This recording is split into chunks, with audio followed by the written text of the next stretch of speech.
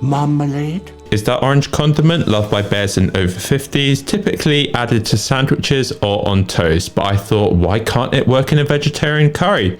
Well, Paddington still prefers marmalade sandwiches, and I really don't blame him, but let's get started anyway.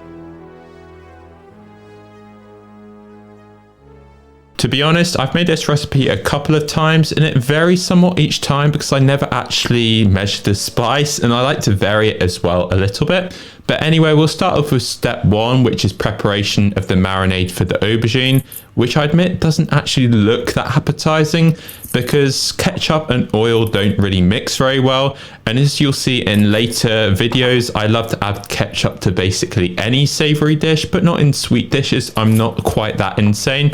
But yeah, I'll just mention one thing before I shut up. So you could use, for example, orange and sugar instead of the marmalade, but marmalade's a bit more complex and makes it taste a bit more interesting, I'd say, for this curry. But I'll shut up now. Thanks for watching this video and yeah, enjoy this recipe.